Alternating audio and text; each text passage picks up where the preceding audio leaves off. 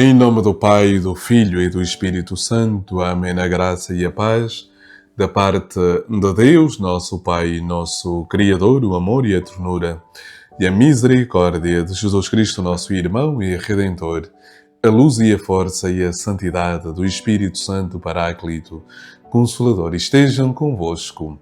Bendito seja Deus que nos reuniu no amor de Cristo. Caríssimos irmãos e irmãs, sejam todos muito bem-vindos ao programa Palavra para o Teu Dia, da comunidade Lux Divina. Aí onde está, na circunstância concreta do seu dia, com ideias claras e distintas, ora comigo, ora conosco, ao Deus da vida, ao Senhor que dá sentido à nossa existência.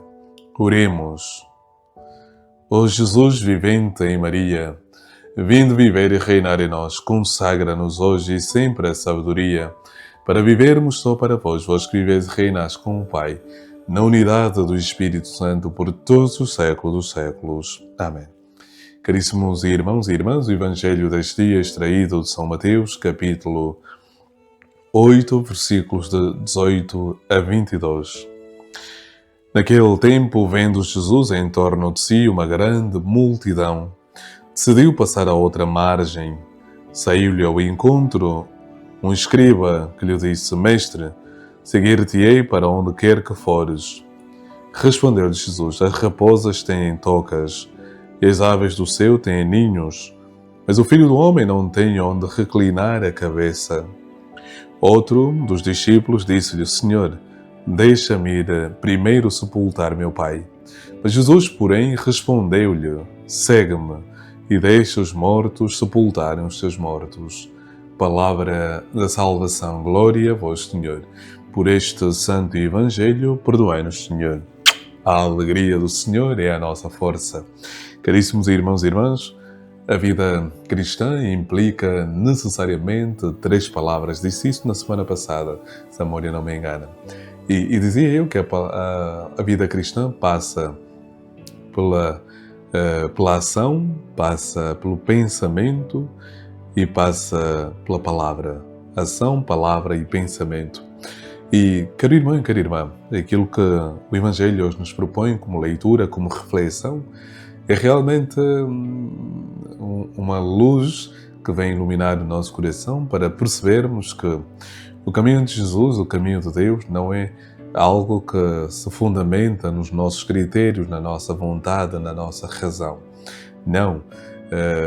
Ontem partilhava num almoço com o amigo Rui Marinho, e dizia eu esta realidade que muitas vezes a fé manifesta-se mais autêntica quando eu não tenho vontade de ir à missa, por exemplo, e ainda assim eu vou. Vou não apenas como um ato de um sentimento, como consequência de um sentimento melhor, mas como uma tomada de consciência de que a missa é algo que me faz bem, é algo que desperta em nós uma consciência, um sentimento, uma maneira de estar e de viver. E esta é a verdade do caminho que nós trilhamos com o Senhor. E muitas vezes as pessoas podem fundamentar o caminho com Jesus nas próprias ideias, nas próprias razões, mas como não recordar aquilo que Pascal chamou de aposta, a sua aposta. Não vou aqui agora entrar em pormenores, mas apenas fazendo referência a este dado. Pensando que este caminho com Jesus, este caminho com Deus, é um caminho que realmente vale a pena. E vale a pena, é um caminho empenhativo, a porta é estreita, não é larga. É um caminho onde Jesus diz, tal como faz referência no Evangelho de São Lucas, no capítulo 9, versículo 24 a 25, quem quiser vir após mim, toma a sua cruz, renuncie-se a si próprio e siga-me. Ou então, como diz no Evangelho de São Marcos, no capítulo 8, versículo 27, que adianta o homem ganhar o mundo inteiro se vier a perder a sua alma. O caminho com Jesus dá-me esta clarividência, esta clareza, a clareza de que a vida só pode ser construída desta maneira para chegarmos ao céu. E a evidência, através daquilo que foram os testemunhos que nós recebemos dos santos. Sim, e aproveito porque hoje a Igreja celebra os primeiros mártires de Roma e temos vários relatos, entre eles testemunhos históricos, como de Tácito e também de São Clemente, que no ano 64 o imperador Nero desencadeia uma grande perseguição contra os cristãos. E a verdade é que estes homens e mulheres, dão testemunho com a própria vida, através da ação, através da palavra e através do pensamento.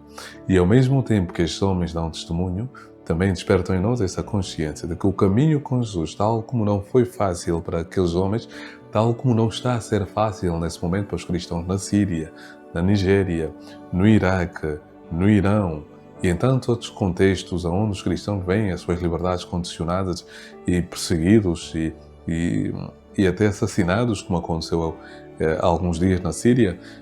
Pena que os meios de comunicação não documentam, não apresentam estas situações dolorosas e tão atrozes, que atrocidade, uma grande atrocidade. Mas a verdade é esta: o Senhor hoje nos convida a olharmos para a vida cristã. E diz o texto: vendo Jesus em torno-se uma grande multidão, decidiu passar a outra margem. Jesus tem sempre um olhar perspicaz. Ele está sempre atento. Atento não para condenar, atento não para julgar, mas atento para edificar, para construir, para levantar a nossa alma da condição em que se encontra a nossa vida. O Senhor não quer que permaneçamos numa situação de decadência, de precariedade. O Senhor quer que nós possamos realmente descobrir aquilo que é o nosso tesouro. Diz a palavra: onde estiver o teu tesouro, aí estará o teu coração.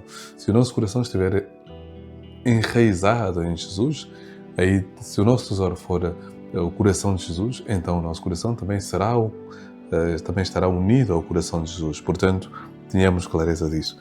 E diz que Jesus passa a outra margem. Jesus passa a outra margem com um único objetivo, com um único intento: é resgatar as almas. Eu gosto da expressão do direito canónico, ou seja, qual é o objetivo do direito canónico? Salus animarum, a salvação das almas. Portanto, é esta a finalidade da palavra, com licença, da palavra do Senhor. É esta a finalidade da nossa missão. Esse também o testemunho daqueles que morreram por amor a Jesus Cristo, seja os primeiros mártires de Roma, como aqueles que estão a ser martirizados nos contextos que acabei de citar há pouco tempo. E então sai-lhe ao encontro um escriba, ou seja, um escriba, um homem letrado, um homem que conhece a palavra e um homem que está em contacto com o templo, com as leis, com a oração. E é este homem que vai ao encontro de Jesus. Aparentemente é ele que vai ao encontro de Jesus, mas a verdade é que Cristo é que desperta já no coração deste homem esse desejo, porque Cristo está a ser seguido por uma grande multidão. E este homem faz então um pedido: mestre, ou seja, afirma, nem faz um pedido, afirma: mestre, seguir-te-ei para onde quer que fores. Jesus dá uma resposta e mostra a exigência da vida cristã. E diz-lhe então: as raposas têm tocas, ou seja, têm comodidade. As aves do céu têm ninhos, ou seja, têm estabilidade. Mas o Filho do Homem não tem onde reclinar a cabeça. Meu irmão e minha irmã, Jesus mostra aqui literalmente que ser seu discípulo é sair da zona de conforto, da comodidade, da riqueza. Infelizmente, até nós, sacerdotes, e até, de certa forma, sobretudo na vida religiosa também, não é? Estamos muitas vezes acomodados a este conformismo com aquilo que temos, com os bens que se tem, com as estruturas que se construíram ao longo dos tempos e trabalha-se para manter essas estruturas e vive-se em função das estruturas. Mas a verdade é que Jesus diz que é preciso sair desses esquemas, é preciso rasgar horizontes, é preciso irmos além dessas realidades. E o Senhor faz-nos perceber que o caminho com Deus é um caminho que desestabiliza, é um caminho que não há seguranças, ou seja, é um caminho que leva-nos a sair da nossa estabilidade, do nosso conforto, da nossa zona de conforto e irmos a esta aventura. E o último e não menos importante, outro discípulo diz-lhe: Senhor, deixa-me ir primeiro sepultar meu pai. Jesus responde: deixe que os mortos deixe os mortos sepultar os seus mortos. Sabemos que na tradição judaica havia todo este ritual que primeiro fazia-se como uma espécie de exumação, ou seja, guardava-se só passado um ano é que se enterrava definitivamente o corpo. Se a memória não me engana, falo dos estudos que tive em teologia já há alguns anos, mas é mais ou menos isso. Jesus mostra então a radicalidade que a palavra do Senhor, e aqui para nós pode parecer não muito forte, mas é uma exigência radical para um judeu, visto que o sepultar os pais é um dever. Mas aqui Jesus mostra literalmente que a vida, o seu caminho, o caminho de Jesus, é um caminho que está além de qualquer vínculo afetivo, emocional, psicológico, familiar, é empenhativo. É por isso que o Senhor diz: quem não preferir a mim, ao pai, à mãe, aos irmãos, à esposa, aos filhos, não é digno do reino dos céus. Meu irmão e minha irmã, não são minhas palavras, são palavras do Senhor. Muitas vezes penso como é difícil ser cristão, no verdadeiro sentido da palavra. Como é difícil ser sacerdote, como é difícil ser um bom cristão. E isso tudo faz-nos pensar que o caminho de Jesus não é um caminho fácil, é um caminho difícil. Se alguém vendeu a ideia de que o caminho com Jesus é um caminho fácil, é um mentiroso, porque a porta é estreita, mas conduz à felicidade e à eternidade. Então, meu irmão e minha irmã, não perca o ânimo, não perca a audácia e a coragem de lutar para chegar a este reino de glória que começa aqui e agora. O Senhor esteja convosco, Ele está no meio de nós. Abençoe-vos Deus Todo-Poderoso, Pai, o Filho e o Espírito Santo. Amém. A alegria do Senhor é a nossa força. Amém.